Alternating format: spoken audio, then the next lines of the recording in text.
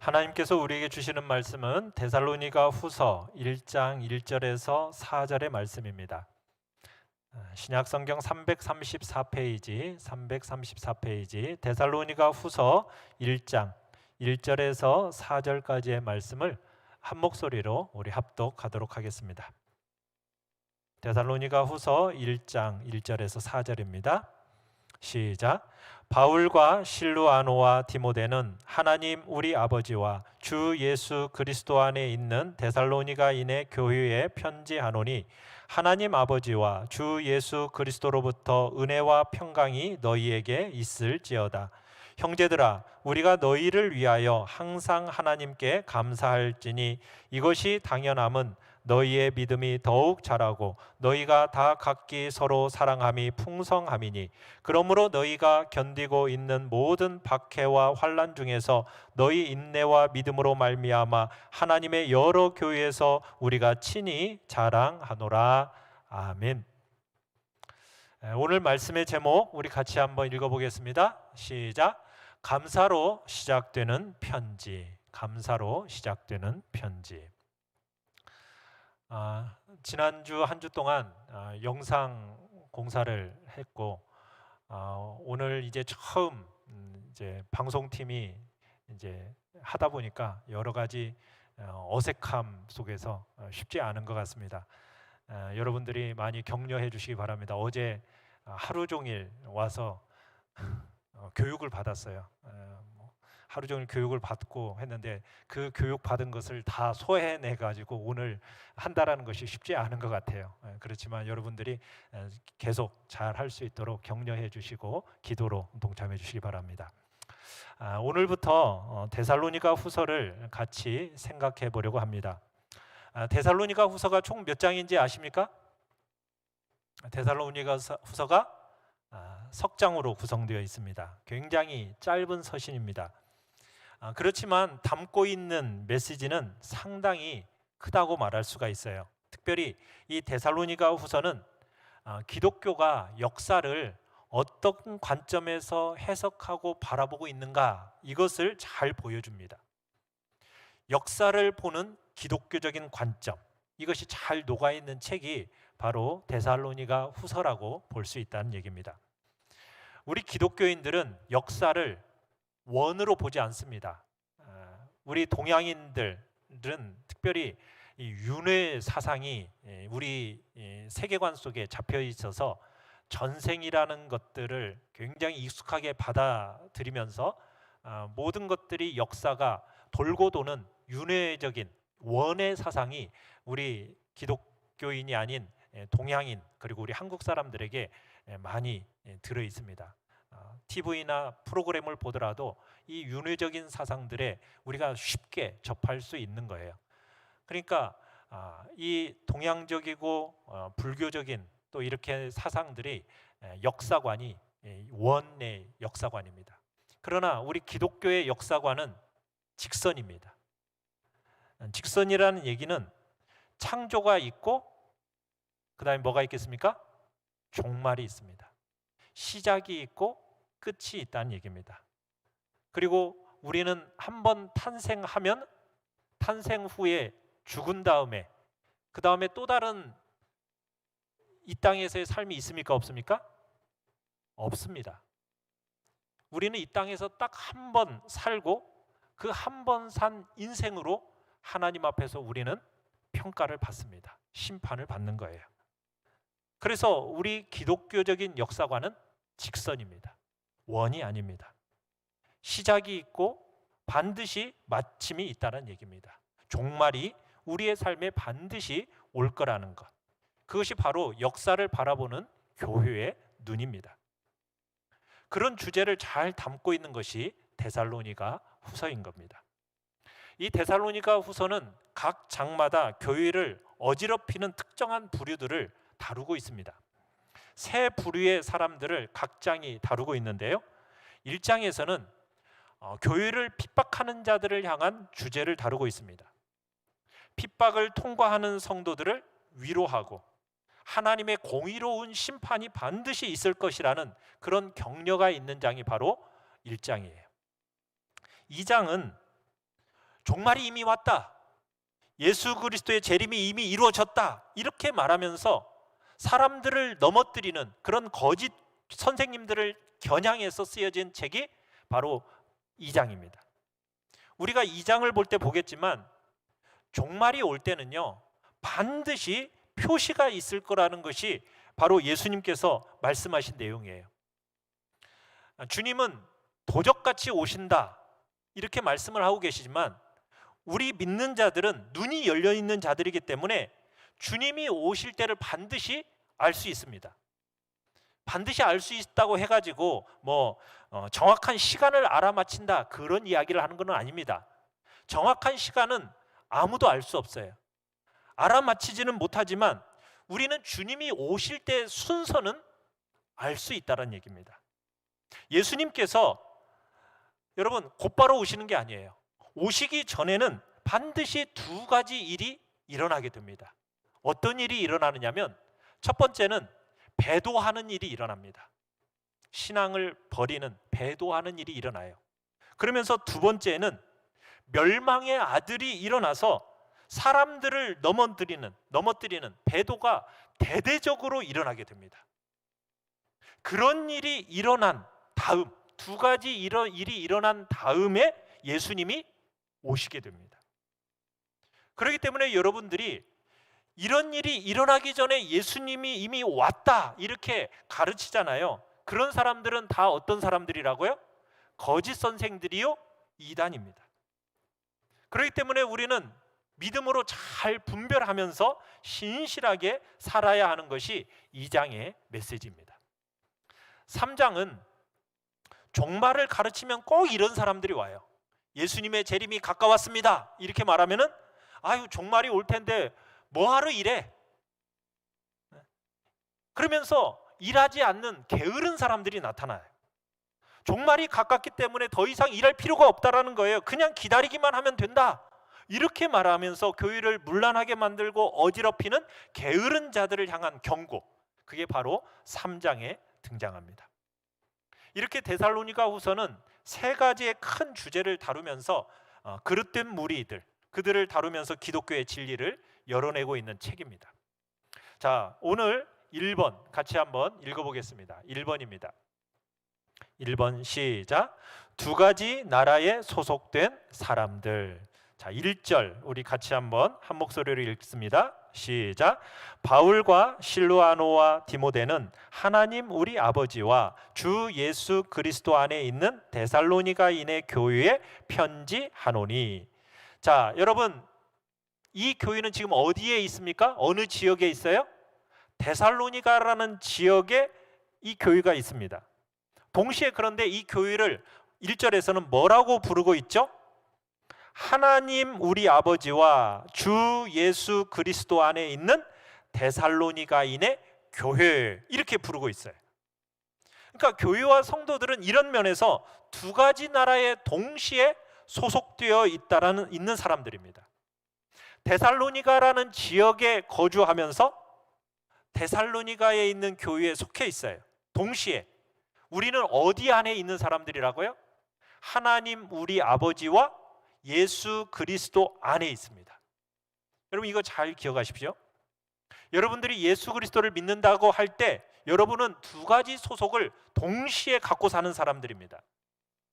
한누리 전원교회에 속해서 경기도 광주시에 속해 있습니다. 그러면서 동시에 예수 그리스도와 하나님 우리 아버지 안에 있습니다. 두 가지 소속이 동시에 우리의 소속인 거예요. 그렇기 때문에 우리는 이 두 가지를 따로따로 구분해서 살 수가 없습니다. 동시에 살아가는 존재들이기 때문에 우리는 이 두 소속에서 우리는 충실하게 그 도리들을 잘 감당하면서 살아내야 됩니다. 한쪽에만 치우쳐서는 안 됩니다. 교회만 섬기는 것도 안 돼요. 교회를 섬기는 것이 우리가 하나님 앞에서 충성됨의 모습이지만, 그러나 그것만 전부 한다고 해서 하나님이 네가 충성했다라고 이야기하는 게 아니라는 거예요. 교회에서도 섬길 뿐만 아니라 우리의 또 다른 소속인 지역, 땅, 그 땅을 섬기고 세우는 일들을 같이 해야 된다는 얘기입니다.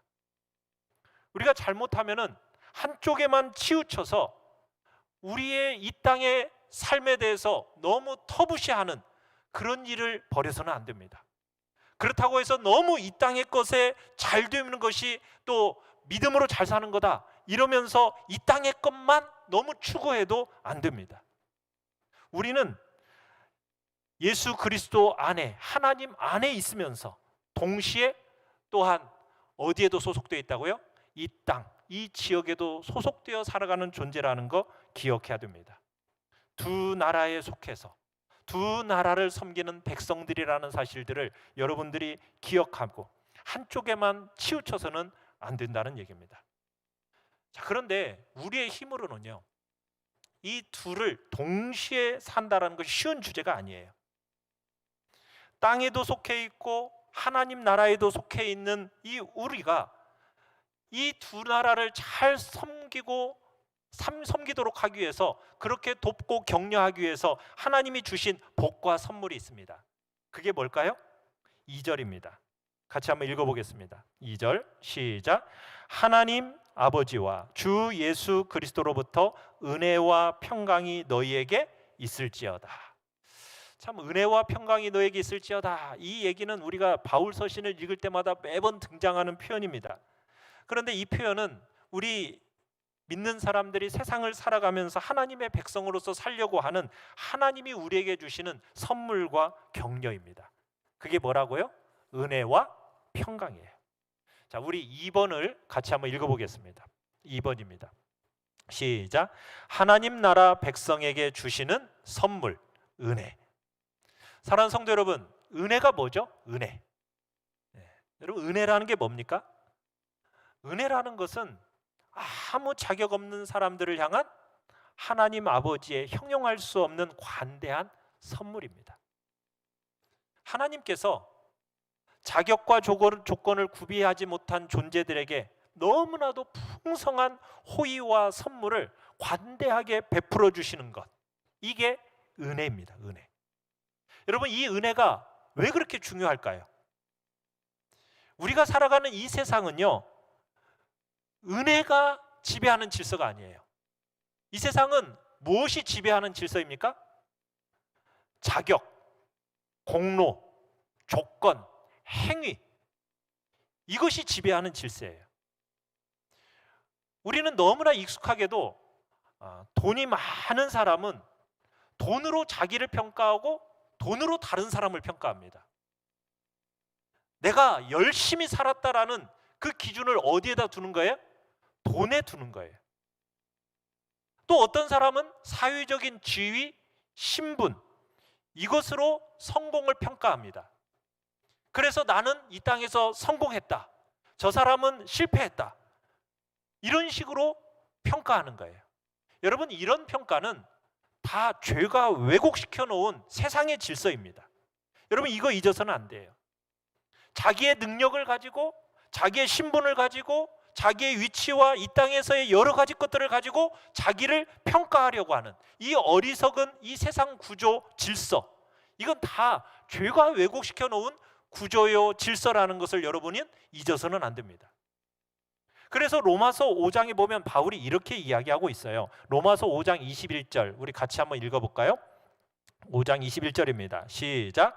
이는 죄가 사망 안에서 왕노릇한 것 같이 은혜도 또한 의로 말미암아 왕노릇하여 우리 주 예수 그리스도로 말미암아 영생에 이르게 하려 함이라. 자, 우리가 살아가는 세상의 질서는 뭐가 왕노릇하는 질서입니까? 죄가 사망 안에서 왕노릇하는 질서예요. 자, 그런데 우리 주 예수 그리스도로 말미암아 이제 다른 새로운 한 질서가 이 땅에 들어왔습니다. 여러분, 그 질서는 뭐가 왕노릇하는 질서입니까? 은혜가 왕노릇하는 질서예요. 은혜가 통치하는 질서입니다. 우리가 살아가는 이 세상은 죄가 사망을 통해서 왕노릇하는 세상이지만 우리가 속한 하나님 나라의 질서는 은혜가 의를 통하여 통치하고 왕노릇하는 질서요, 구조라고 성경은 얘기하고 있는 거예요. 그래서 우리 믿는 자들은요, 세상과 다른 질서 속에서 살아가는 겁니다. 그 질서가 뭐라고요? 은혜예요, 은혜.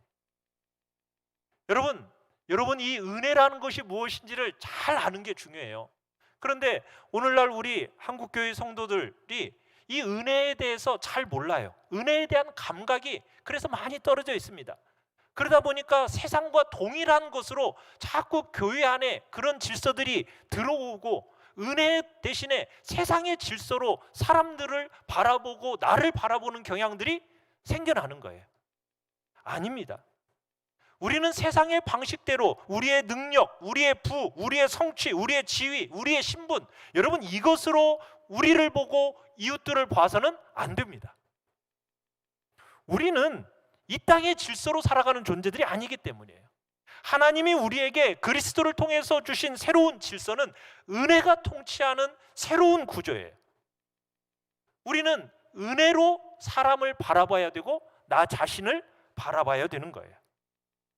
여러분, 우리가 이 자리에 있게 된 것이 나의 공로와 노력이 조금이라도 첨가가 되었습니까? 안 되었습니까?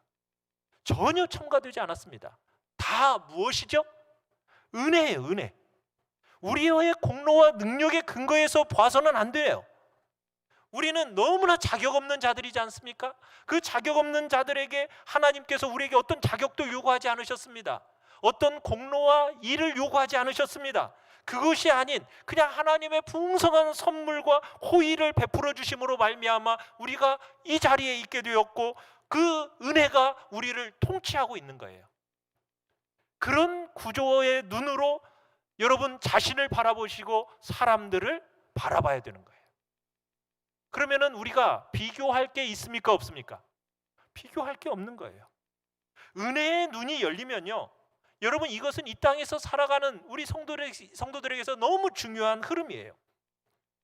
은혜의 눈이 열려서 나를 나되게 하는 것, 그것이 하나님의 은혜구나. 여러분, 그 하나님의 질서 안에서 내가 질서 안에 내가 속했다는 사실을 깨달아지고 경험하면요, 이 땅을 여러분들 어떻게 살아가는 줄 아십니까? 이렇게 살아갑니다. 우리 고린도전서 4장에 보시면 은혜를 잘 모르는 사람과 은혜를 아는 사람들을 대조하면서 이렇게 말했어요. 고린도전서 4장 6절로 7절을 우리 같이 한번 읽어보겠습니다. 시작. 너희로 하여금 기록된 말씀 밖으로 넘어가지 말라 한 것을 우리에게서 배워 서로 대적하여 교만한 마음을 가지지 말게 하려 함이라. 누가 너를 남달리 구별하였느냐? 내게 있는 것 중에 받지 아니한 것이 무엇이냐? 내가 받았은즉 어찌하여 받지 아니한 것 같이 자랑하느냐?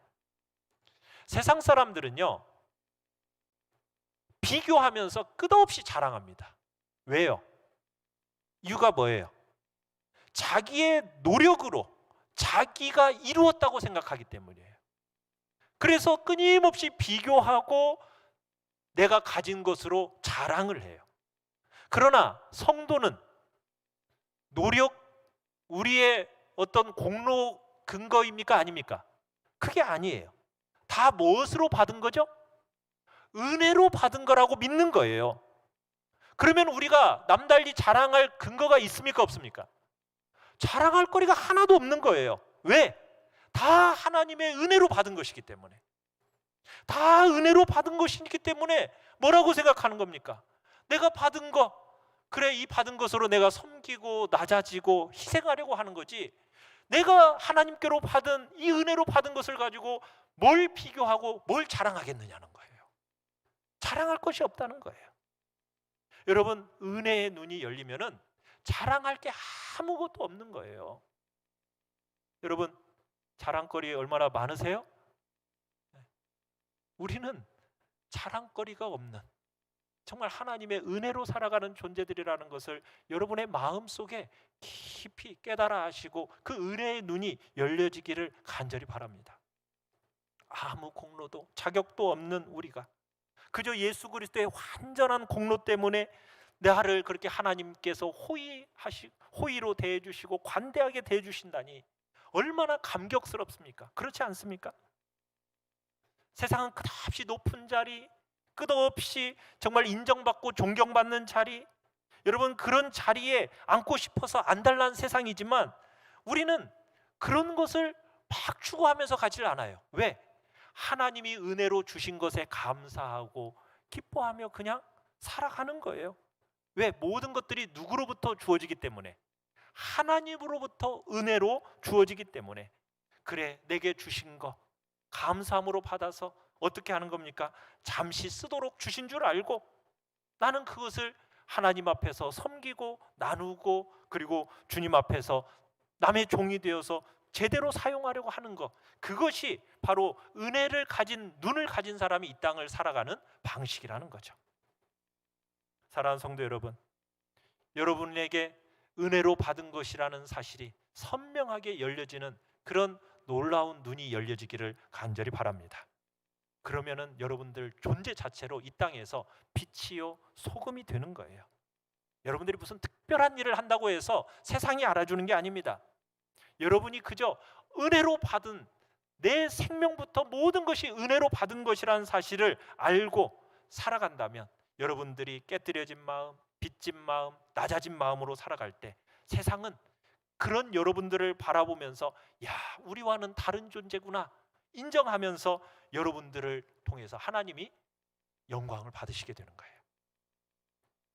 참, 그런데 오늘 이 시대는 우리 한국교회가 그렇게 살아가려고 하지 않았기 때문에 끊임없는 비난 속에 살아가는 거죠. 자, 3번을 같이 한번 읽어보겠습니다. 3번입니다. 시작. 은혜가 주는 선물 평강. 이 은혜가 우리에게 주는 선물이 있습니다. 그 귀한 선물이 뭐라고요? 평강입니다. 화평입니다. 이 세상은 무한 경쟁 속에서 적자 생존의 세상입니다. 그러다 보니까 세상에서는요 평화를 알 수가 없어요. 끊임없이 마음의 불안과 두려움이 세상의 마음을 지배하고 있습니다. 어떻게 해서든지 내가 경쟁해서 이겨내야, 내가 그래야 살아남는다라는 그런 생각을 가지고 이 땅을 살아가다 보니 어디 사람들의 마음에 평화라는 것이 있겠어요? 그런 평화가 없는 거예요. 조금만 지나면은 내 자리가 빼앗길까 안달안달 하면서 살아가는 이 세상 사람들의 모습 속에서 어디 평화가 있겠습니까? 그러나 은혜가 통치하는 다른 질서를 딱 만나고 나면요, 우리의 마음속에 뭐가 생겨지는 거예요? 평화가 생기는 거예요. 평강이 넘치게 되는 거예요. 이 땅에서 여전히 눈물이 요구되어지죠. 아픔과 실패라는 것이 경험되어집니다. 그러나 이미 이 모든 것들을 다, 이런 너무 중요한 것들이 이미 해소되어졌기 때문에 이 땅을 살아가면서 경험하는 아픔과 눈물이 우리 마음속에 있는 이 평강을 손댈 수가 없는 거예요. 이미 경험되어진 게 무엇입니까? 우리가 하나님과 원수된 존재였어요. 그렇죠? 그런 원수된 존재를 하나님이 나를 사랑하셨다. 나를 사랑하시되 어느 정도까지 사랑하셨다고요? 자기 아들을 내어주시기까지 사랑하셨다. 여러분, 그 사랑을 알고 나면요, 여러분의 인생 속에 찾아오는 그 고난, 시련, 이 속에서도요 평강을 경험하기 시작하는 거예요. 그런데 너무나 많은 사람들이 교회를 다니든 안 다니든 자기에게 조금만 어려움과 불행이 찾아오면 누구를 원망해요? 내가 하나님한테 뭘 잘못했다고 내가 이렇게 고난을 당해야 돼요 하면서 하나님께 원망과 불평을 합니다. 어지간한 불행을 당하면요, 교회를 안 다니는 사람들도 자꾸 하나님을 원망해요. 생전에 믿지 않던 사람들까지도 하나님이 왜 이러세요? 라고 하면서 하나님을 향한 원망과 불평이 있는 거예요. 왜 그런 원망과 불평이 있는지 아세요? 하나님과 원수된 존재로 살고 있기 때문이에요. 그런데 은혜를 아는 사람은 그 마음에 하나님과 이미 화평이 이루어졌기 때문에 하나님이 나를 어떤 존재로 여기신다는 것을 느끼는 겁니까? 사랑하신다. 하나님이 말할 수 없는 사랑과 긍휼로 나를 대해주신다. 이것을 알면요, 어떤 고난과 시련을 통과하는 가운데서도 그 마음에 평화가 있는 거예요. 도무지 갚을 수 없는 엄청난 빚을 내가 그리스도 안에서 다 탕감받았다. 여러분, 이 사실을 딱 깨닫고 나면은 여러분이 경험하는 어떤 그 상황 속에 있다 할지라도 여러분의 평화를 뺏어갈 수가 없다는 얘기입니다. 사랑하는 성도 여러분, 이 땅을 살아가는 동안 눈물과 여러분들이 아픔이 있어도 여러분의 그 근본적인 평화 빼앗기지 않은 채 잘 살고 계십니까? 여러분 그 평강 누리며 살아가시기를 간절히 바랍니다. 참 세상을 한번 보십시오. 여러분이 어렸을 때에 비해서 지금 얼마나 살만한 세상이 되었어요. 그죠? 살만한 세상 된 거 맞죠? 그런데 여러분 평화가 있어요, 없어요? 그런데 평화가 없어요. 마음 아픈 시대를 살아가는 거예요. 이유가 무엇입니까? 예수 그리스도 안에서 우리에게 주어진 은혜가 무엇인지를 모르기 때문입니다. 사랑하는 성도 여러분, 여러분이 하나님의 말씀 안에서 우리에게 주어진 이 중요한 선물인 은혜, 이 은혜의 눈이 열려지시고 그 은혜로 말미암아 여러분 안에 주어진 그 평강의 복을 여러분들이 풍성하게 누리며 살아가시기를 간절히 바랍니다. 이 치열한 경쟁 사회에서 평화가 무엇인지를 알고 가는 곳마다 여러분들의 심령들을 자유케 하고 평화롭게 한다면 여러분보다 더 복된 사람 어디 있겠습니까? 네 번째입니다. 4번을 같이 한번 읽겠습니다. 시작. 은혜와 평강을 아는 사람의 표시 감사. 여러분 우리의 삶을 아시는 하나님이 우리에게 주시는 너무나 귀한 선물 이 은혜와 평강이에요. 자, 우리가 이 은혜와 평강을 진짜 알면은 여러분 이 땅을 어떻게 살까요? 자, 3절 한번 보십시다. 형제들아 우리가 너희를 위하여 항상 하나님께 뭐 할지니? 감사할지니. 이 감사가 이것이 뭐 하다고요? 당연하다. 이렇게 얘기하죠. 당연하다. 하나님이 우리같이 정말 자격 없고 일하지 않은 자들에게 은혜를 주시고 평강을 선물로 주신다는 것을 알고 참여하는 자들의 표시, 삶의 표시 어떻게 나타난다고요? 감사와 감격으로 나타나는 거예요. 감사와 감격으로. 내가 너희를 생각할 때마다 정말 하나님 앞에 감사하는 것이 당연하다 이렇게 말하고 있는 거예요. 감사가 당연하다라는 거예요. 사랑하는 성도 여러분, 여러분은 정말 성도로서 야, 나는 이 땅을 살아가면서 정말 감사하지 않을 수가 없어. 감사하는 것이 너무너무 당연해. 나는 너무 감격스럽고 정말 눈물 흘릴 정도로 기뻐하며 감사하는 것이 나에게는 당연한 삶의 방식이야. 여러분 그렇게 말씀하시면서 감사와 감격 가운데 살아가고 계십니까? 어떠세요? 이 코로나 시대 속에서도 여러분은 감사와 감격이 여러분의 마음속에 있으십니까? 정말 은혜를 알고 은혜를 경험하기 시작하면은 여러분의 마음속에 당연한 표시 중에 하나가 뭐라고요? 감사고 감격인 것입니다. 자, 그러면은 바울은 무슨 제목을 가지고 하나님 앞에 감사를 했을까? 자, 첫 번째 어떤 감사를 했습니까? 같이 한번 읽어볼까요? 시작. 믿음과 사랑에서의 자람과 변화, 이것으로 인해서 감사했어요. 자, 3절을 다시 한번 읽어봅시다. 3절입니다. 시작. 형제들아 우리가 너희를 위하여 항상 하나님께 감사할지니 이것이 당연함은 너희의 믿음이 더욱 자라고 너희가 다 각기 서로 사랑함이 풍성함이니. 여러분 편지를 여는데 뭘로 시작하고 있다고요? 감사로 편지가 시작되고 있죠. 자, 그런데 우리가 데살로니가 전서를 봤었어요. 데살로니가 전서를 봤었을 때도요 그 감사의 제목이 똑같아요. 그 감사의 제목이 뭐였습니까? 자, 데살로니가서 1장에 가보면은 3가지였어요. 첫 번째 따라해 볼까요? 믿음의 역사. 두 번째는 사랑의 수고. 세 번째는 소망의 인내. 자, 뭐가 다 들어가 있어요? 믿음, 사랑, 소망. 자, 1년도 채 지나지 않은 이 데살로니가 교회를 향해서 지금 이런 편지를 보냈는데 이 데살로니가 후서가 기록된 것도요 데살로니가 전서가 기록된 지 1년도 채 안 되어서 기록된 그런 편지입니다. 자, 그런데 지금 이들이 감사하고 있어요. 전서에서도 믿음과 사랑과 소망으로 인하여서 정말 기독교의 수많은 아름다운 특성들이 묻어남으로 인하여서 그렇게 감사하더니 1년도 채 안 돼가진 교회를 향해서 지금 뭐라고 얘기하고 있습니까? 후서에 와서는 그 아름다움이 어떻게 되었다고요?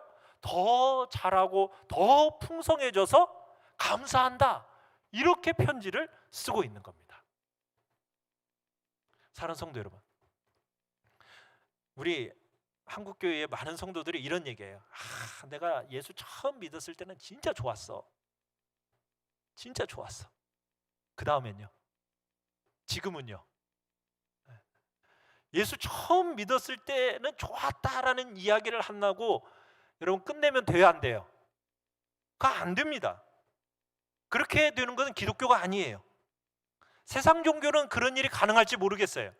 근데 기독교는 그런 종교가 아니에요. 기독교는 어제와 오늘이 달라야 되고요, 1년 전과 1년 후가 달라야 되는 겁니다. 예수 믿은 처음과 예수 믿은 지 10년 후가 달라야 돼요. 어떻게 달라져야 돼요?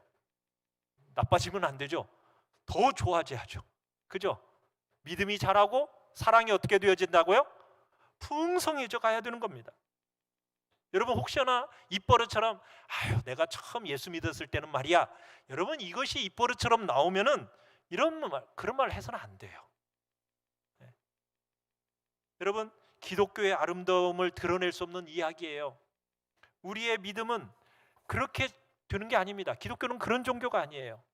어제가 다르고 오늘이 다르고 여러분의 변화가, 제 변화가 정말 점점 이루어져야 되는 거예요. 그래서 저는 새벽마다 저 자신의 변화를 놓고 기도하는 거예요. 여러분이 잘하고 제가 잘하는 거예요. 그런 종교가 기독교입니다. 여러분 생명이 있는 만물의 특징이 뭐예요? 생명이 있으면 어떻게 하게 되어 있어요? 변하고 자라게 되어 있는 거예요. 변화되고 자라는 거, 이게 너무너무 중요한 겁니다. 지금 데살로니가 성도들로 인하여서 지금 사도 바울은 그 변화되고 자라고 있는 이들로 인해서 하나님께 감사하고 있는 거예요. 그 감사가 풍성하도록 진실한 변화와 자람이 있어야 되는 겁니다. 여러분이 어떻게 보이느냐, 이게 중요한 게 아닙니다. 뭐 이런 거 있죠. 나는 그래도 모태 신앙이야. 내가 예수 믿은 지 10년이 된 사람이야. 나니가 집사가 되고 지금 장로가 된 지 몇 년이 됐어. 여러분 신앙 연수를 많이 따지는데 여러분 신앙 연수보다 더 중요한 게 뭘까요?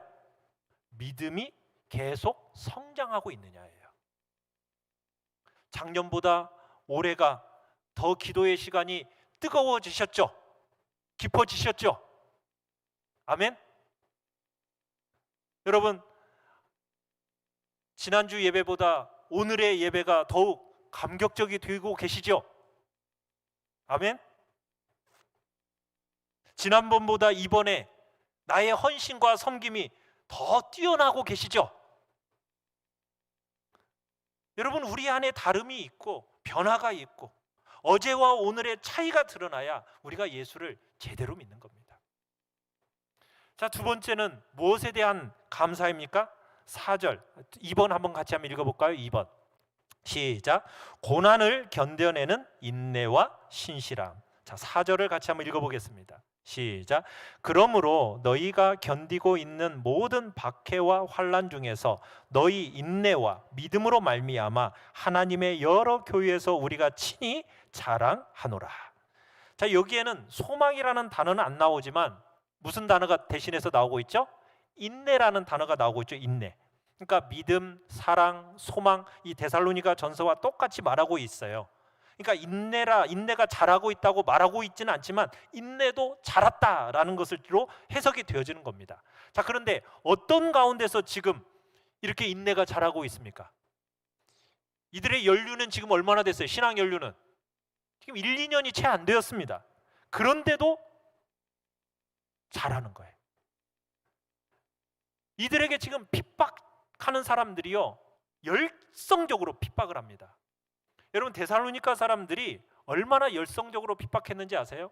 사도 바울이 데살로니가에서 복음을 전하니까 이 데살로니가 사람들이 저작거리에 괴악한 사람들을 불러다가 얼마나 사도 바울과 그 일행들을 핍박을 합니까? 그러니까 도저히 복음 전할 수 없어서 3주 만에 도망치듯이 나와서 베레아라는 지역으로 갔거든요. 근데 이 데살로니가에서 베레아까지는 75km예요. 그러니까 서울에서 천안까지의 거리 정도 되는 겁니다. 그런데 그 당시 뭐가 있어요? 걸어서 거기까지 쫓아와 가지고는 복음을 전하지 못하도록 만드는 거예요. 그만큼 정말 열성적인 핍박자들이 이 데살로니가 사람들이에요. 그런데 이런 핍박자들 가운데서 고난을 견뎌내면서 인내하고 신실함을 잃어버리지 않았다라는 거예요. 그걸로 인해서 지금 사도 바울이 감사하고 있는 겁니다. 사랑하는 성도 여러분, 우리가 살아가는 이 시대에는요, 고난과 시련이라는 것이 있어요, 없어요? 분명히 있습니다. 그런데 이 시련 없이 우리는 좋은 삶을 꿈꾸고 싶어 해요. 고난 없는 과정을 거쳐서 정말 성공하고 싶어 하고 좋은 성품을 갖고 싶어 하는, 어떻게 보면 이율배반적인 시대가 이 시대의 정신입니다. 그런데 우리는 그렇지 않아야 돼요.